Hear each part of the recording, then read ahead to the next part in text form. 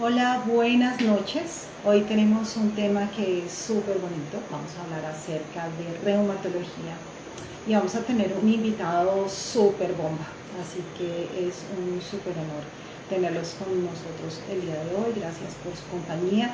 Y recuerden que de todos modos estas charlas van a quedar guardadas tanto en el perfil de Instagram y también las vamos a subir en YouTube para que las puedan revisar cuando les sea posible.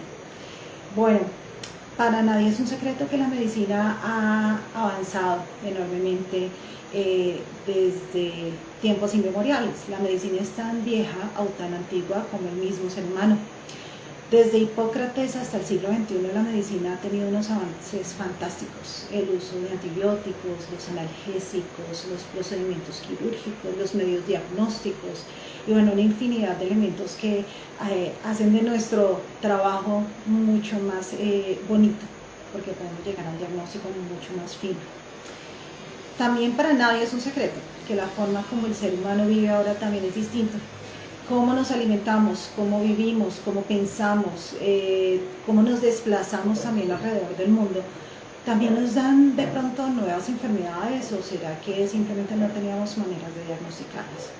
Pero para nosotros en el área de medicina es fundamental ver eh,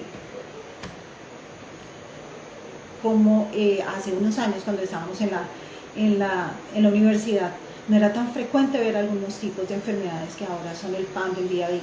Así que por eso tenemos con nosotros un invitado súper especial que se va a conectar en unos momentitos.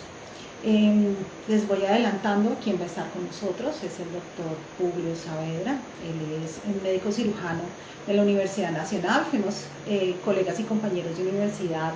No les voy a decir qué promoción porque empezamos a hacer cuentas, pero fuimos compañeros de pregrado. El doctor Publio es médico internista y reumatólogo, así que por eso lo invitamos a este tema que es tan chévere para nosotros.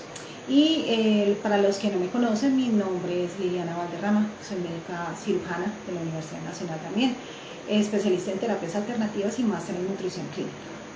Entonces vamos a esperar unos minutitos que se conecte el doctor Publio. A ver, bueno, damos saluditos por ahí, hay varios coleguitas que ya se han conectado, el doctor Saliarmo, también podemos hacer una charlita con el doctor Saliarmo un día de estos, por favor, para que lo anote. La doctora Adriana Sánchez. A ver, creo que hay problemas técnicos con el doctor Publio.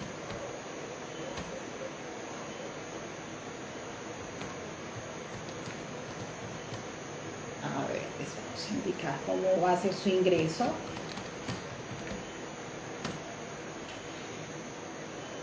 Ay, mi doctor Javier Aguilar también está con nosotros esta nochecita, nos está acompañando. María también nos está acompañando y bueno, muchos coleguitas por acá. Bueno, muy bien, muchos saludos y muchos abracitos a todos ustedes. Bueno, mi doctor Julio, se puede salir de la aplicación, nuevamente ingresa y en la parte superior va a haber el link del live en el perfil nuestro, que es doctora Liliana Valderrama. Lo va a solicitar y ahí va a solicitar también el ingreso al live, porque no puede escuchar ahorita mensajes. Bueno, entonces vamos a hablar acerca de qué situaciones maneja un reumatólogo.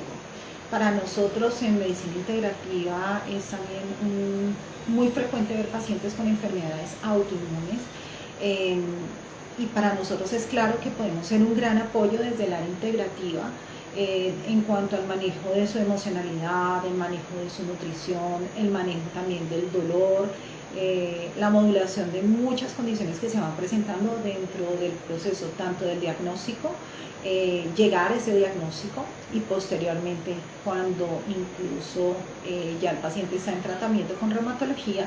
Y recuerden que nosotros de base en medicina integrativa no dejamos de ser médicos convencionales, pero observamos al paciente de una manera un poco distinta. Vemos al paciente desde esa integralidad de cómo vive, cómo piensa, cómo duerme, si tiene periodos de descanso, cómo es su ambiente familiar, cómo son sus ritmos de alimentación.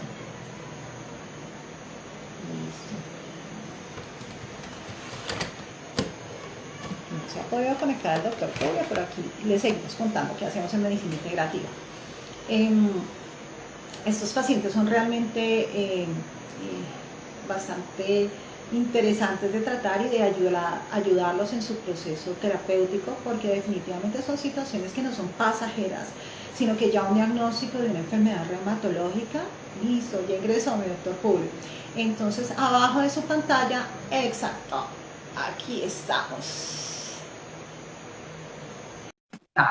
Bueno. Entonces, este tipo de condiciones reumatológicas son bastante interesantes de tratar porque podemos ayudarlos desde muchos otros aspectos. ¡Lo logramos!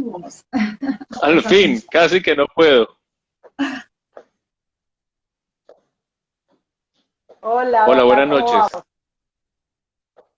Bien, bien, mi doctora Liliana, ¿cómo estás? ¿Cómo te ha ido? Bueno, este me conoció el doctor.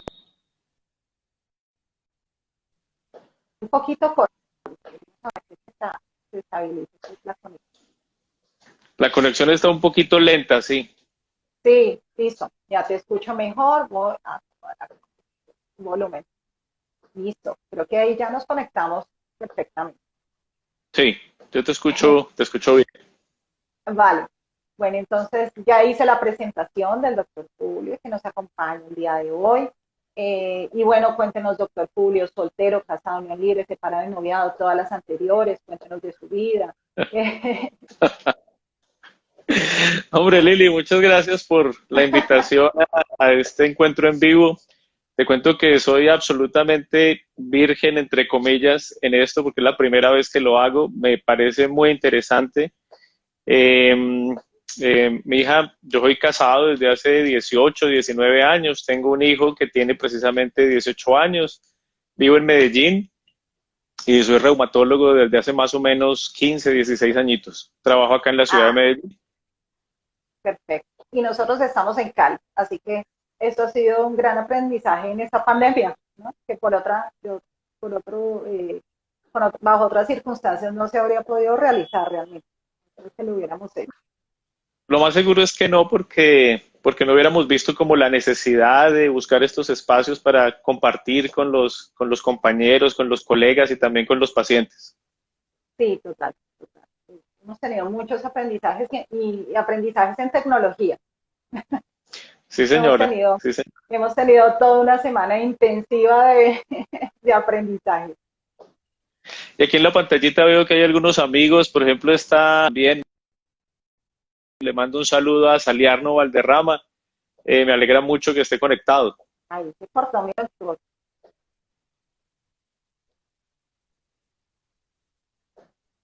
Ahí Ahí se sí volvió a se ir un poquito pierde. la señal.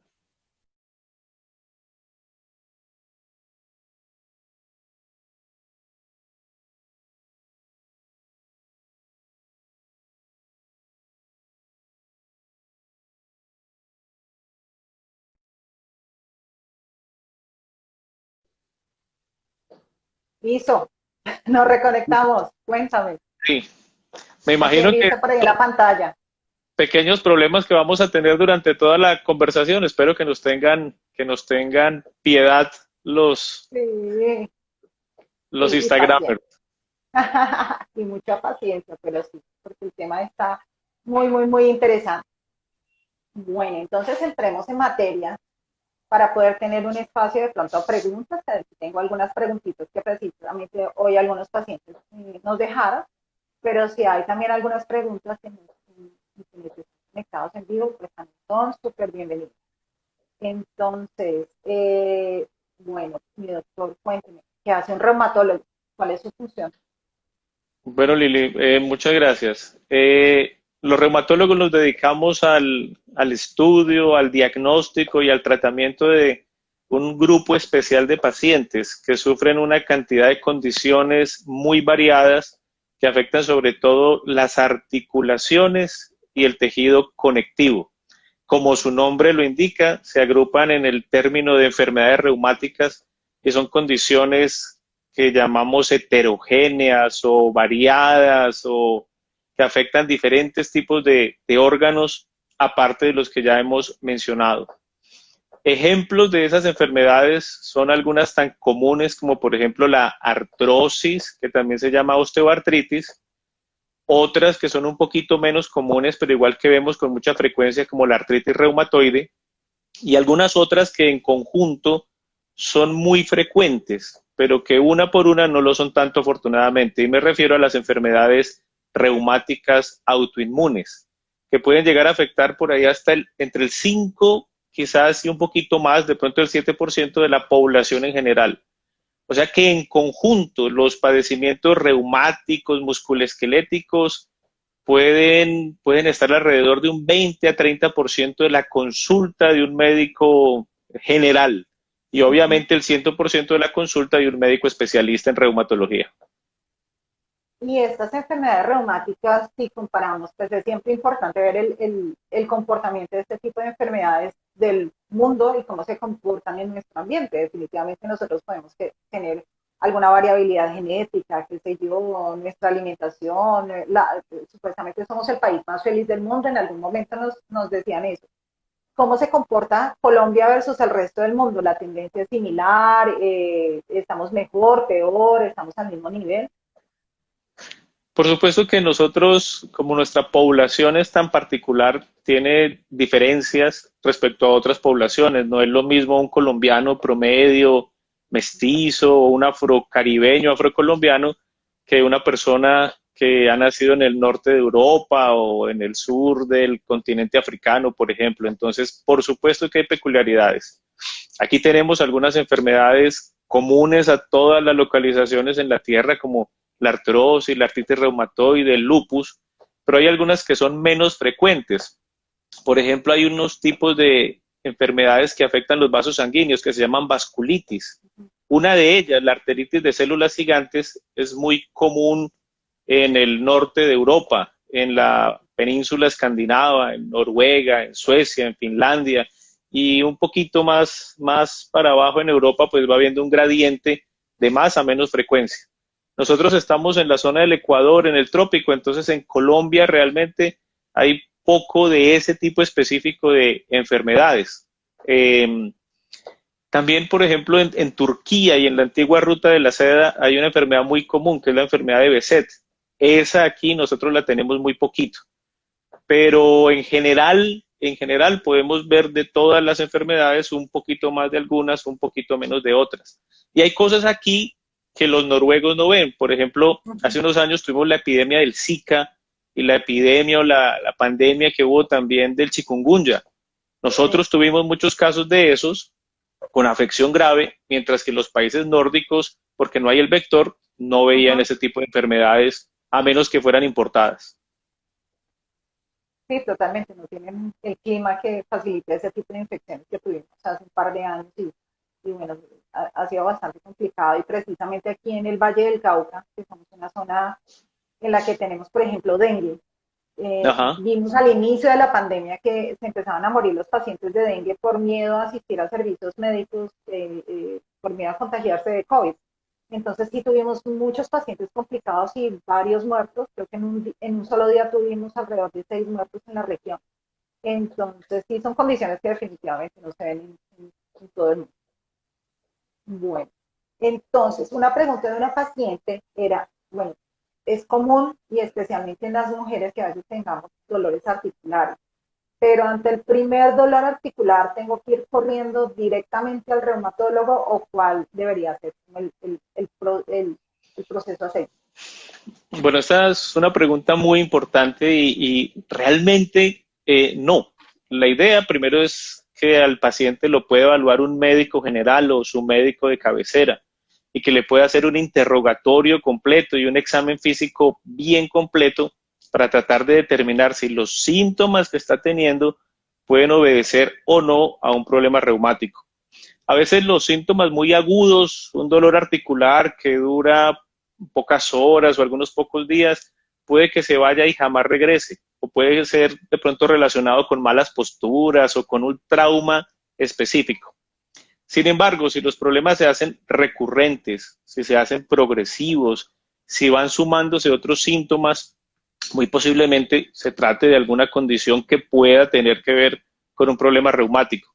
Pero siempre, siempre, siempre el papel más importante es el del médico general, que es el que evalúa primero al paciente, lo interroga, lo examina, le pide los exámenes que considera que son necesarios, para que cuando llegue al reumatólogo ya el paciente tenga un camino recorrido, un camino ganado, y no tenga uno que empezar desde cero, sino que se le puedan definir más cosas al paciente en su primera consulta. Ese me parece a mí que es como el orden de las Sí. cosas.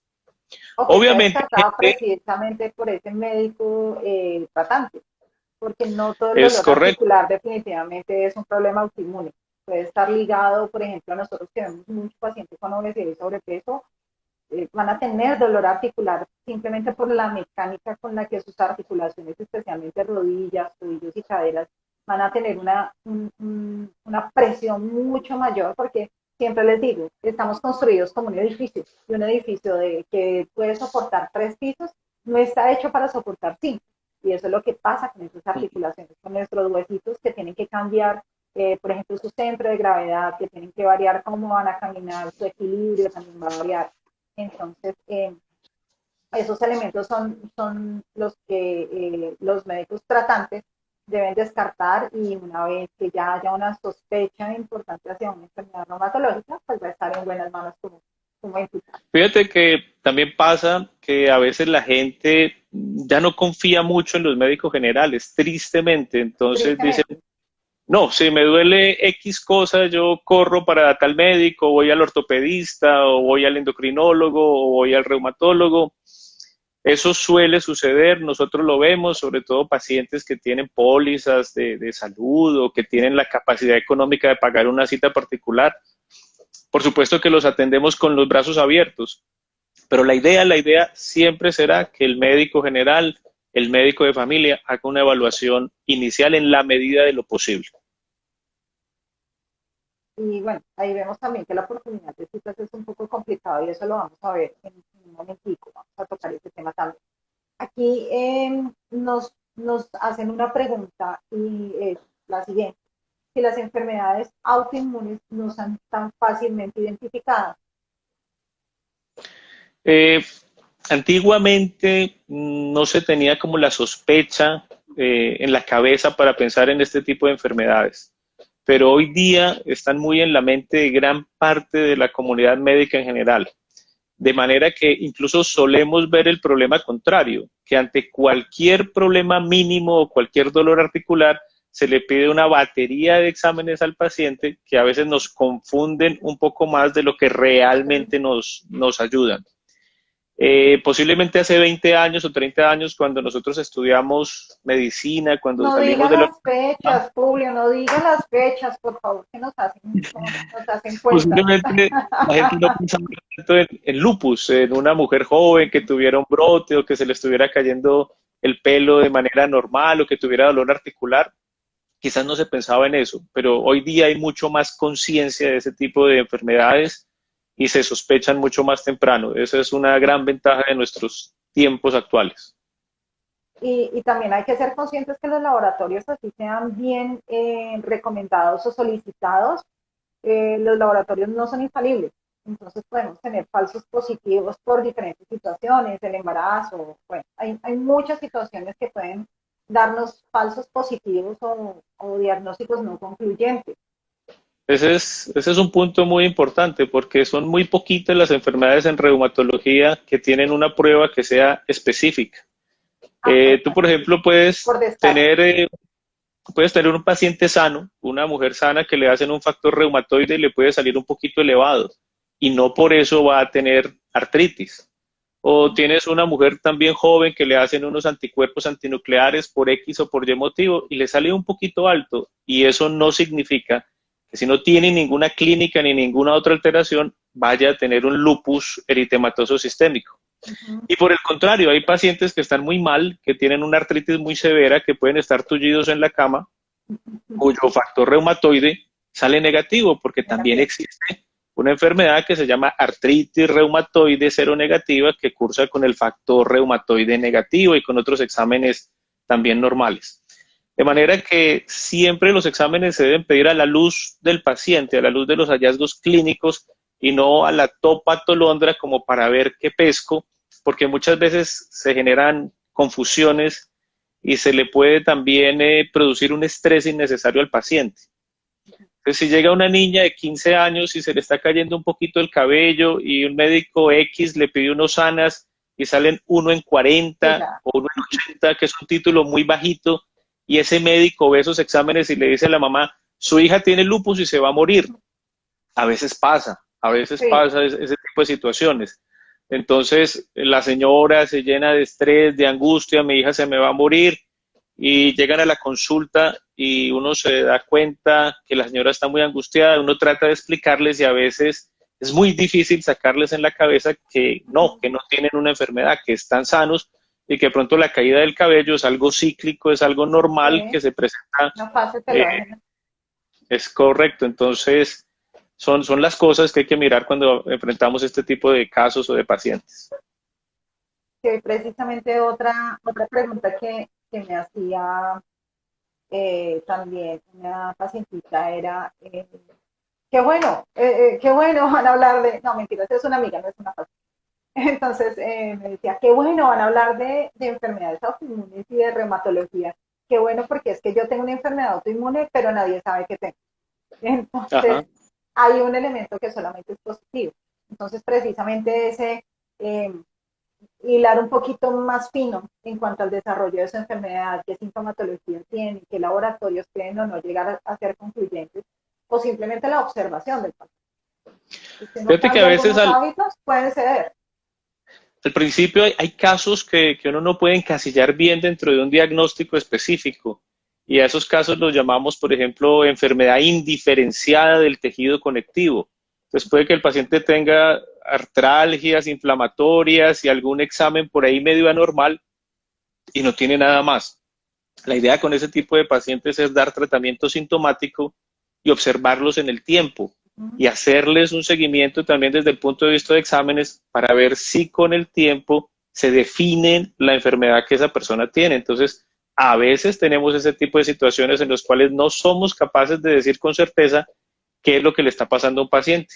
Y nos toca tener cierta tolerancia a la frustración y tener paciencia y ver cómo evoluciona la gente. Hay un elemento en homeopatía clásica en el que nosotros, por ejemplo, interrogamos al paciente sobre su sintomatología y puede ser algo bastante interesante. Y es, bueno, su motivo de consulta, que sea X o Y, entonces siempre preguntamos, ¿cómo aumenta o cómo empeora este síntoma y con qué factores disminuye? Probablemente algunos pacientes de primerazo van a decir, me quita con acetaminofén, pero la idea es observar, por ejemplo, si con el movimiento se el dolor, o si por el contrario el dolor aumenta con el movimiento. Es muy importante saber, por ejemplo, si hay algunas posturas, si hay algún ritmo de alimentación, o a veces también pueden aumentar y no está mal cuando hay algún elemento de estrés.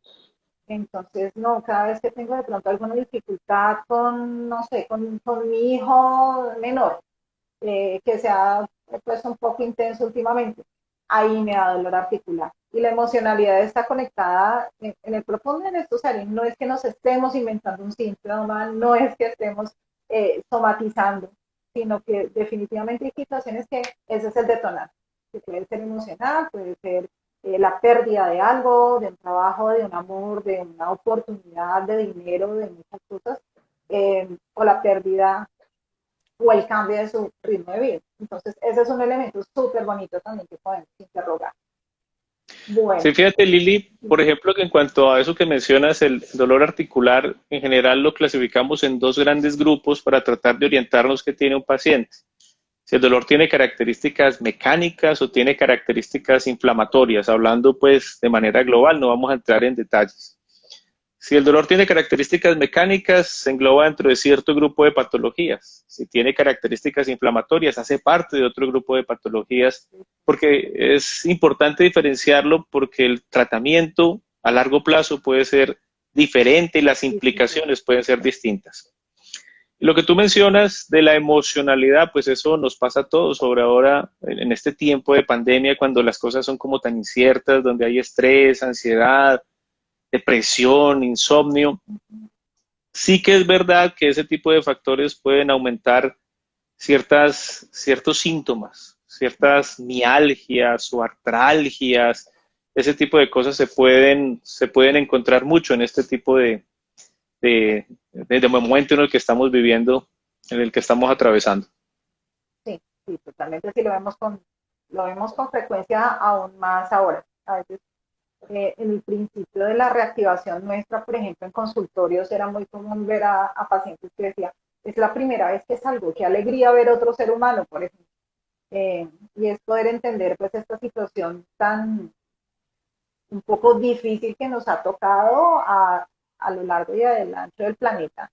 Empezar a ver cómo es que vamos a esa nueva normalidad, a hacer nuestras cosas, a volver a salir pues, con coherencia a lo necesario y eso es un cambio importante. Bueno, otra pregunta que nos hacen por acá es si la única salida para el manejo de una enfermedad traumatológica es el uso de medicamentos fuertes.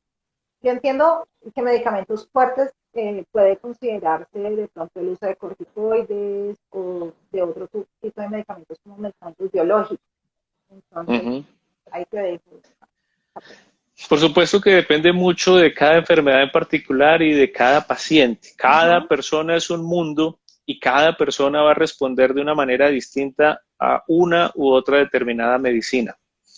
Nosotros utilizamos muchísimo los esteroides como tratamiento sintomático para diferentes tipos de enfermedades.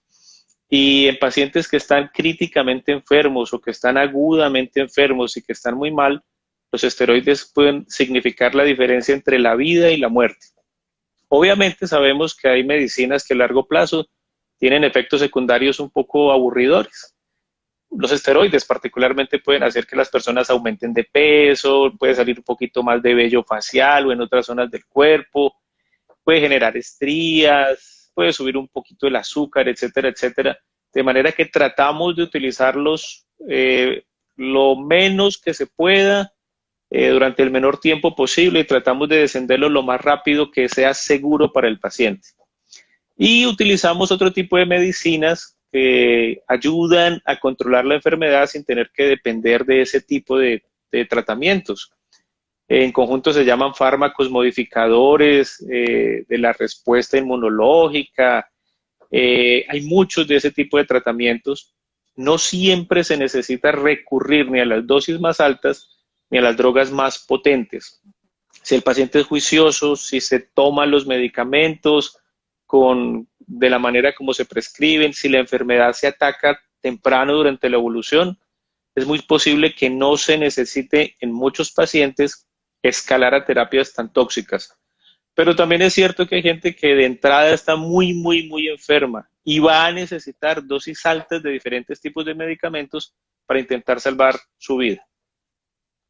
Totalmente. Y, por ejemplo, en nuestra área es muy común que el paciente llegue también a buscar una salida a su enfermedad, sea una enfermedad inmune, pacientes de cáncer, con alergias, otras condiciones, digamos, mucho más sencillas, entre comillas. Y la primera pregunta es, bueno, doctora, entonces me dejo de tomar todo lo que venía tomando y la respuesta es no. Vamos a trabajar de la mano, ya sea con su dermatóloga, gastroenterólogo, su internista, bueno, su médico tratante si es una condición como tan severa. Y los corticoides no son nuestros enemigos, bien usadas por unos tiempos controlados pueden ser muy positivos, pero sí lo que vemos, y me imagino que tú también lo ves en consulta, es que los pacientes que en algún momento han tenido un tratamiento con corticosteroides, guardan la formulita o guardan las pepitas y en algún momento donde tengan el más mínimo síntoma, vuelven a consumirlas. Entonces, si es un medicamento donde nosotros tenemos que hacer ese autocuidado si somos pacientes, de simplemente no repetir un medicamento porque sí, porque podemos tener Pasa, consecuencias muy, muy, muy importantes. pasa mucho, Lili, que por ejemplo va un paciente con una artritis que le está empezando, una artritis reumatoide. Consulta al médico general. El médico general desea aliviarle los síntomas al paciente y tratar de resolverle lo más pronto que se pueda. Entonces, le manda normalmente un matrimonio, una inyección de un antiinflamatorio y una inyección de un esteroide. El paciente se pone eso y ve que rápidamente mejora. Entonces, asume que cada vez que se vuelva a sentir mal, puede volverse a aplicar ese tipo de medicamentos. Y no piensa que a largo plazo eso puede ser deleterio, que le puede traer consecuencias o efectos adversos. Y como muchas veces el paciente no quiere consultar, entonces simplemente va a la farmacia, véndame esto, aplíqueme eso, se da cuenta que eso le funciona por un tiempo, pero después la enfermedad sigue su curso, la enfermedad Progresa. avanza y ya no le sirven esas drogas como antes, pero sí empieza a tener todos los efectos adversos de esos medicamentos. Eso pasa mucho y a veces esos casos pueden ser un poquito difíciles de manejar, Sí, pero sí los vemos con bastante frecuencia en la consulta sí, de reumatología. sí, y todas. O el uso de antibióticos también indiscriminadamente, eso es bastante común. Bueno, o el uso inapropiado y exagerado de analgésicos, también unas dosis enormes. Y, bueno. Y es de entender que, por ejemplo, especialmente las enfermedades reumatológicas tienen cierta variabilidad. Hay momentos de la misma enfermedad donde se puede agudizar, donde hay de pronto valles donde es todo armonía y florecitas y maripositas, pero hay momentos donde sí se puede llegar a agudizar. Entonces es Es, entender que precisamente ese es el comportamiento que podemos tener. es cierto, estas enfermedades pueden tener episodios de exacerbaciones o de crisis y episodios de remisión. La idea del tratamiento y la idea de los medicamentos es hacer que el paciente esté lo más estable posible, que se sienta bien y que no tenga crisis, que no tenga exacerbaciones. Pero a veces hay situaciones en las cuales la enfermedad escapa de control y se generan esos picos nuevamente de sintomatología y es ahí cuando toca volver a manejar las cosas de una manera diferente o más dirigida pues a dominar esos picos de actividad de la enfermedad. Y, y precisamente como en esas situaciones donde el paciente se automedica, veo con mucha frecuencia que es la falta de oportunidad de cita. Desafortunadamente para nadie es un secreto eh, que nuestro sistema de salud, a pesar de tener muy buenas intenciones y de tener un cubrimiento importante en la población colombiana, tenemos dificultad para tener acceso a citas, no solamente con el médico general, sino de ahí en adelante también tenemos mucha dificultad. Y es donde eh, tenemos ese uso indiscriminado de algunos medicamentos. Y bueno, cuéntame, Sí, por ejemplo, sé, yo no trabajo en el sistema de salud, pero sé, por ejemplo, cuánto es el tiempo que pueden ustedes tener en el sistema privado versus el sistema público de salud. eh, en la consulta particular, uno realmente no le pone tiempo a la consulta del paciente. Puede ser media hora, una hora o más, dependiendo de la gravedad y de los síntomas que la persona tenga. No es realmente un tiempo y eso es lo bueno de la consulta particular. Uno pues es libre de tomarse todo lo que sea necesario para tratar de resolverle al paciente. En la consulta por el sistema de salud, llámese régimen subsidiado o contributivo, lo usual es que haya más o menos 25 o 30 minutos por paciente en subespecialidades en general. Algunas tienen menos tiempo, algunas, el tiempo máximo podrán ser 30 minutos. A veces alcanza, Sin el a veces se papeleo, pueden ¿no? hacer muchas cosas, se puede resolver, sobre todo si es un control de un paciente estable. No vamos a decir que no, pero a veces, sobre todo cuando el paciente llega de primera vez, cuando tiene muchas quejas, cuando son muchos sus síntomas y a veces son como muy nebulosos, que uno no sabe cómo atarlos bien o qué corresponde a una cosa y qué corresponde a otra, a veces el tiempo puede ser insuficiente. Sería bueno poder hacer una consulta personalizada para todo el mundo en el cual uno pudiera dedicarle el tiempo que cada cual se necesita o requiere. Pero pues eso no es práctico y realmente no es posible. Y como hay exceso de demanda y realmente poca oferta en la consulta, lo que uno ve es que los tiempos cada vez se van haciendo más cortos. Lo ve uno sobre todo en las consultas de los médicos generales, cada vez tienen menos tiempo para ver a los pacientes. Es lo que uno suele ver. Por eso Real. mucha gente llega donde el médico general y el médico general le dice, por favor, un solo motivo de consulta. Sí, La gente se es lo que más ofusca, le duele. Sí, pero es cierto, es que no hay tiempo para más. Entonces, si el paciente es hipertenso, te van a tomar la presión, te van a examinar el corazón, los pulmones, te van a prescribir y en 17 minutos no alcanzas a hacer más. Uno entiende a los médicos generales las limitaciones que tienen, quisiéramos que todos trabajáramos de una manera diferente, pero bueno, quizás en el futuro y con mejor organización se pueda. Sí, ojalá, ojalá. Porque igualmente bueno, nuestra formación, cuando salimos como médicos generales, realmente tenemos que saber de todo un poco. Tenemos que saber de pediatría, del paciente ancianito, de psiquiatría, de absolutamente todo. Y eso es así interesante, es como resolver un acertijo cada vez que entra alguien por la puerta. Ese ejercicio me parecía como bastante interesante. Y a la larga, en medicina integrativa también vemos muchas patologías muy diversas.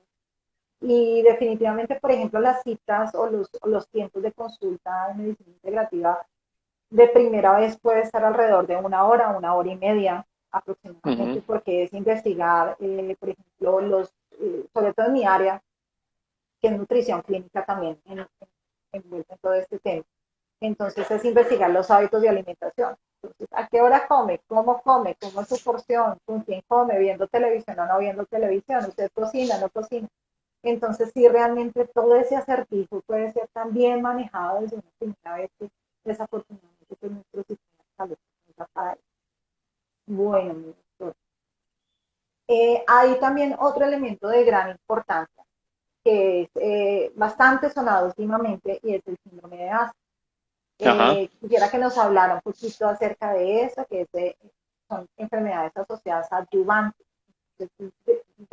Desglósenos un poquito cómo es esa nueva enfermedad que tiene esta nueva realidad. Bueno, mi doctora Liliana, no es algo tan novedoso porque la verdad es que hay descripciones de casos de enfermedad humana por adyuvantes desde hace 25, 30 años atrás, posiblemente desde mucho más tiempo. Pero sí desde más o menos el año 2010, 2011 se viene como sistematizando un poquito mejor el conocimiento relacionado con los posibles efectos adversos que pueden tener los adyuvantes, que son sustancias que se utilizan en diferentes áreas de la medicina para potenciar cierto tipo de respuestas a algunos medicamentos. Pero adyuvantes, hay muchas cosas. Eh, por ejemplo, la silicona puede funcionar como un adyuvante. Se creía que la silicona era una sustancia inerte y se utilizaba en muchos dispositivos médicos. Y se empezó a utilizar demasiado, por ejemplo, en las prótesis mamarias, sobre todo. Ocasionalmente la silicona o esas prótesis podían tener fugas y en algunos pacientes predispuestos genéticamente, ese contacto de la silicona que se fugaba de la prótesis con el sistema inmunológico del paciente podía desencadenar síntomas a veces indefinidos, a veces bizarros o a Exacto. veces que podían llegar a semejar una enfermedad inmunológica propiamente dicho. Entonces, algunos pacientes tenían dolor articular, dolor muscular, fatiga, malestar y no sabían exactamente por qué. Y se les hacían exámenes y no se podía llegar a ninguna conclusión. Pero algunos otros pacientes podían llegar a desarrollar, por ejemplo, artritis o lupus o esclerodermia. Lo vi yo personalmente Artritis. con una paciente que se había inyectado biopolímeros, era una paciente normal, pero ella quería tener los labios un poquito más llamativos, más carnosos, por decirlo de alguna manera, y se inyectó biopolímeros en una clínica estética que no tenía como las garantías. Y ella, desafortunadamente, su organismo rechazó esos biopolímeros e hizo una reacción a nivel generalizada de una enfermedad que en ella parecía una esclerodermia muy severa. Entonces sus articulaciones se inflamaron, su piel se hizo muy dura, empezó a tener contracturas articulares, ulceraciones en los sitios de presión, en los codos, etcétera, etcétera, y era muy difícil manejarla. Estas enfermedades o esta reacción a los adyuvantes también se ha descrito, por ejemplo, con vacunas, con algunas Sustancias. sustancias que se utilizan en las vacunas para estabilizarlas o para potenciar su efecto inmunogénico. Algunas de estas sustancias pueden ser aluminio o pueden ser como sales de mercurio, el timerosal, o pueden ser algunas otras sustancias, hay muy variadas, por ejemplo, escualeno, que es una sustancia lipídica, etcétera, etcétera, que en algunos pacientes predispuestos, no es en todo el mundo, son No es casos en muy todos. puntuales y raros. Pudiéramos decir que la enfermedad humana por adyuvante se presenta en 1 en 100.000 a 1 en 1 millón personas que recibe determinado adyuvante. Pero si vemos que, por ejemplo, utilizar prótesis mamarias es muy frecuente, o vemos que utilizar dispositivos médicos con silicona es muy frecuente, o vemos que utilizar adyuvantes en algunas áreas de la medicina es muy frecuente, pues eso va sumando y van apareciendo cada vez más pacientes. Hasta el año 2017, más o menos, Lili, se tenían reportes de 4.000 pacientes en el mundo con enfermedad humana por adyuvante o síndrome de Asia o síndrome de Schoenfeld, en olor a un médico de origen israelí, que fue el que como que describió y le dio más soporte a este tipo de condiciones. Y por ejemplo, el uso precisamente de los biopolímeros que vemos con mucha frecuencia que a veces los pacientes ocultan este tipo de procedimientos. Entonces hay que ser muy insistentes y por favor que nos digan absoluta y total verdad, porque cuando ya los empezamos, por ejemplo, a palpar, a examinar, o de pronto sí, esos labios que no son como si esa disposición de esos labios no es como tan usual, entonces sí, siempre es muy importante que nos informen como médicos el que hayan tenido contacto con este tipo de sustancias. Tuvimos alguna vez una chica muy bonita y ella decía, a los 17 años yo quería estar mejor y le dio por inyectarse. Y en ese momento probablemente no estaba tan descrito que era lo que realmente los estaban inyectando. Pasa a un procedimiento se hizo algo que se llama Exilis, creo, en medicina estética. Eh, y precisamente activó sus biopolímeros en los labios. Entonces la paciente, claro, llegó con unos labios mucho más grandes. Yo me asusté porque pensé que se había inyectado nuevamente alguna otra sustancia y no, simplemente se había sensibilizado y se había activado ese tipo de sustancias por ese tipo de procedimientos. Por eso está contraindicado en los masajes, los drenajes, las inyecciones, todo tipo de elementos que movilice o sensibilice esos tejidos que ya están de por sí pues, bastante una recomendación muy importante es que no se pueden hacer procedimientos estéticos en cualquier sitio, en las clínicas de garaje que llamamos.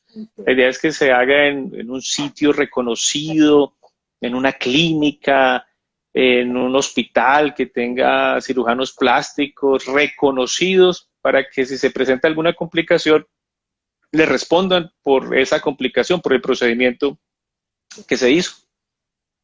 Sí, y a veces en nuestros pacientes, por ejemplo, que van para pérdida de peso, es muy común que empiezan a tener, obviamente, la pérdida de volúmenes, obviamente el abdomen, la grasa glúteo-femoral, que es más frecuente, por ejemplo, en las mujeres.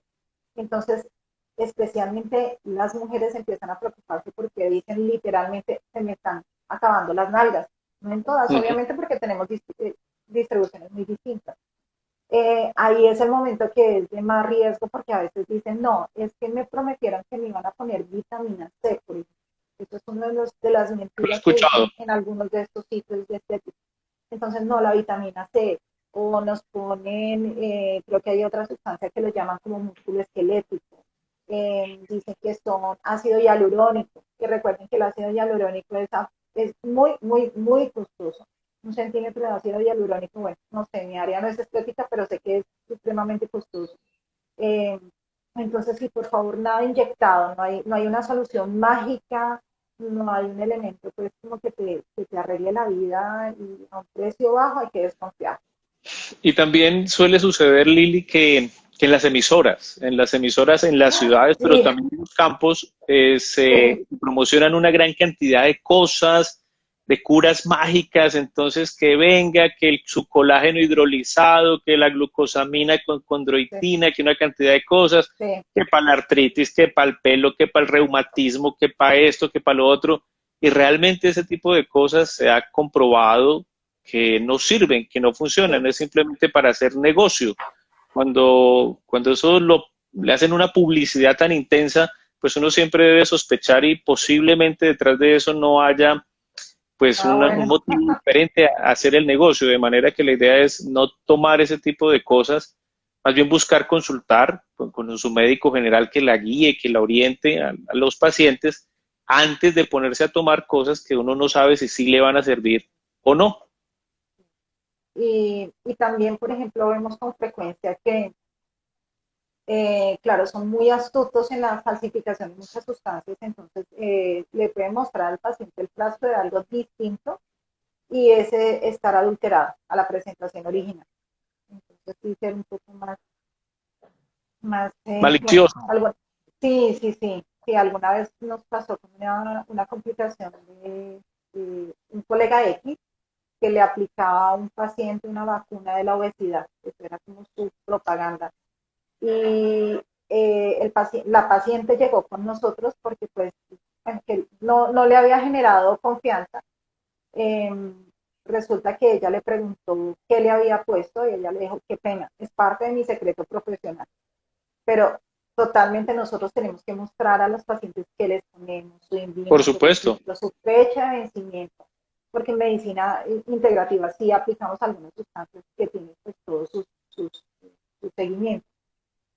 Entonces, desafortunadamente ese paciente hizo una celulitis en el sitio de inyección, pero realmente nunca supimos qué fue lo que le puso. Entonces, el primer Ajá. paso antes de iniciar cualquier manejo era darle su tratamiento antibiótico y rogarle a Dios que no se fuera a acceder pues, de una manera más importante.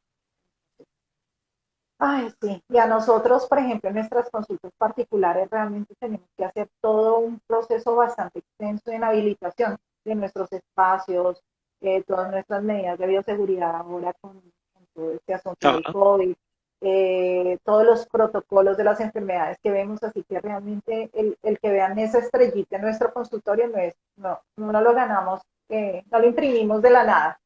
Eso es cierto, Entonces, poder tener sí, ese distintivo con la Secretaría de Salud del departamento donde uno trabaja requiere sí, muchos requisitos y visitas y una cosa y la otra no es tan sencillo. sí. Realmente el distintivo cuesta esfuerzo y hay que Cuesta trabajarlo. mucho, sí, cuesta muchísimo esfuerzo y estarse actualizando todo el tiempo. Bueno, mi doctor Publio, entonces cuénteme, que nos acabó casi en nuestro tiempo, pero regáleme de pronto 3 conclusiones de esta charla que estaba muy amena. Bueno, hay algo muy importante, realmente, bueno, no alcanzamos a tocar tantas cosas, pero por Sí, ejemplo, hábitos, el hábito de fumar. El tabaquismo es perverso para las enfermedades reumáticas en general, para para cualquier tipo. muchos órganos, porque produce cáncer en muchos órganos del cuerpo, pero también se ha asociado de manera importante con el desarrollo de enfermedades como la artritis reumatoide. De manera que si una persona fuma y desarrolla artritis, es absolutamente necesario que deje el hábito de fumar si quiere mejorarse, si quiere responder un poquito mejor a los medicamentos. En el humo del tabaco hay miles de tóxicos que pueden producir problemas de diferente índole, de manera que es bien importante. Lo segundo, la dieta. Por supuesto que las personas con enfermedades reumáticas están inflamadas en su gran mayoría, de manera que la dieta o ciertas modificaciones de la alimentación son importantes para tratar de reducir la alimentación y no echarle la inflamación, perdón, y no Inflamación. echarle fuego. Entonces, no se recomienda la comida chatarra, ni perros, ni salsas, ni hamburguesas.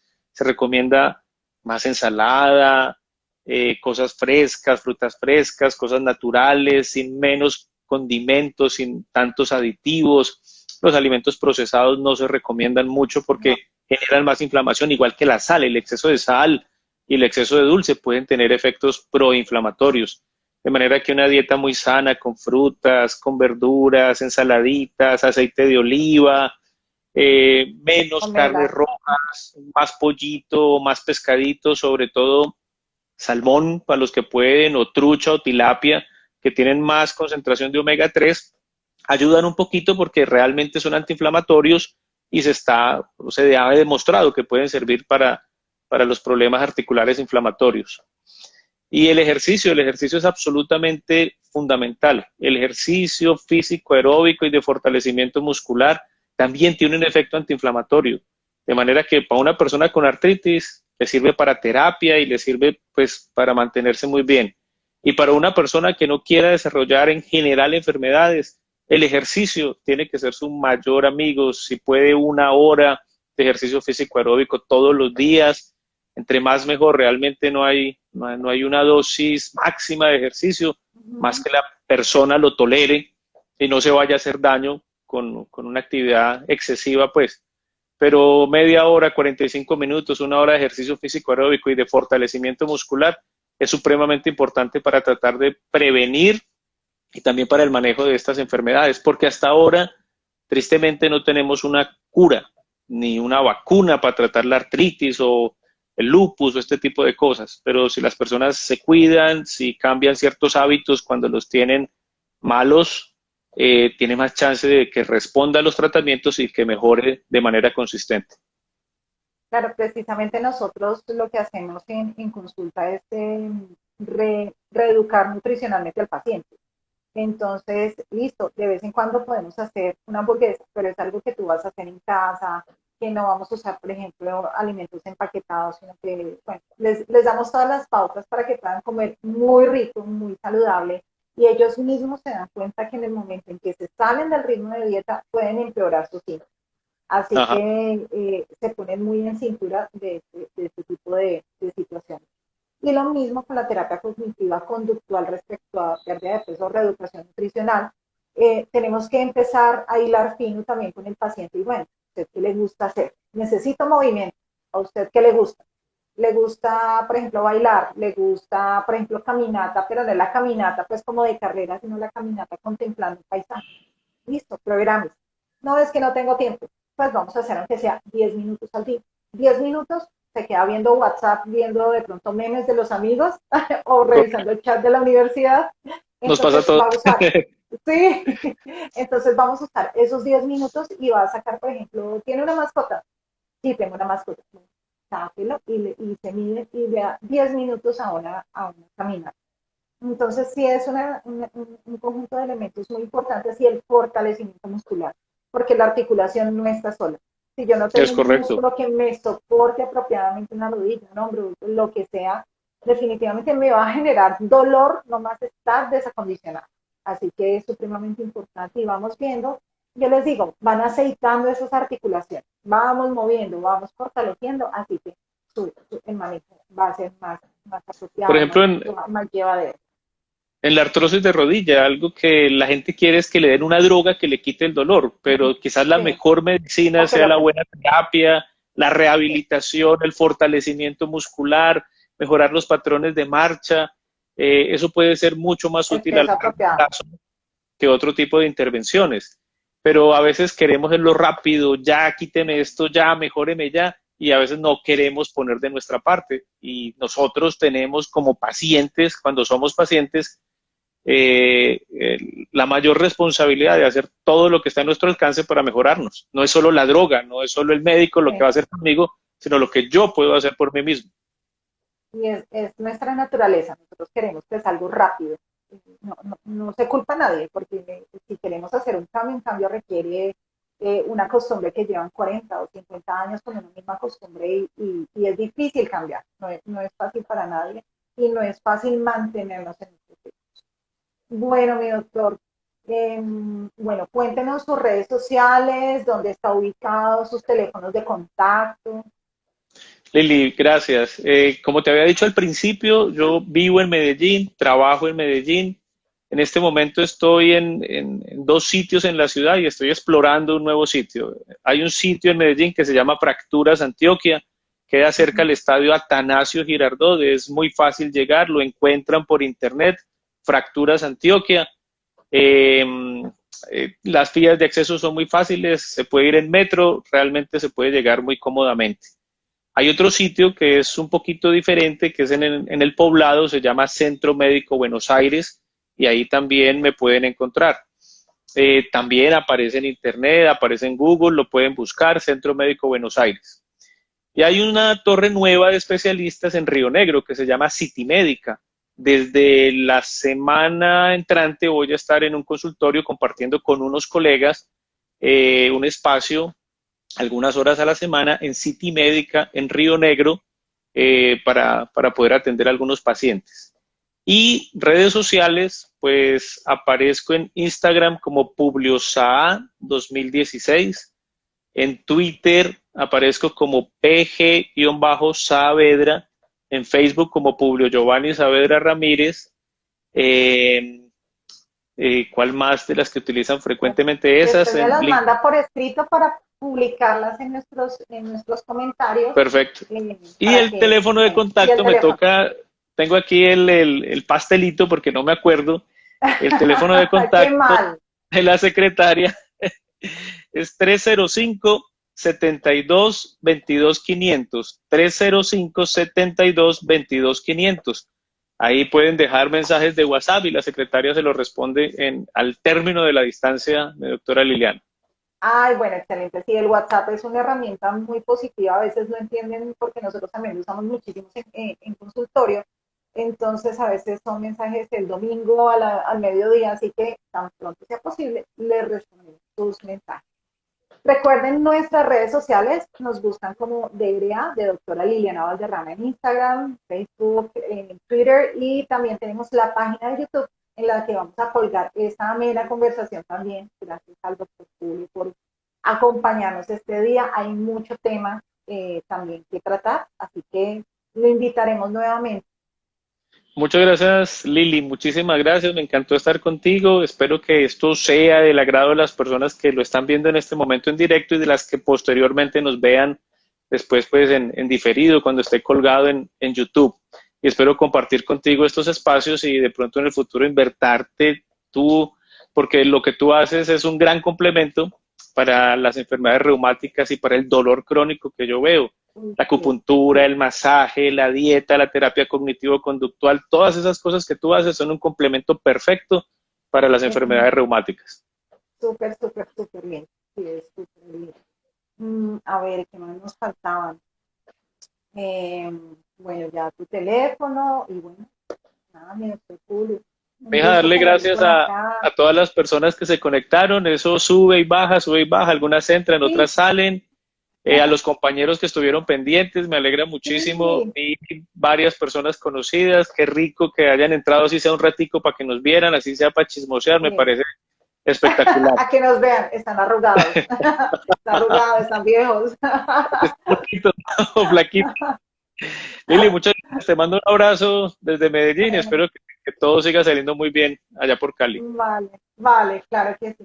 Un abrazo, muchas gracias por acompañarnos y bueno, nos vemos en una próxima oportunidad y también a todos los que nos acompañaron el día de hoy.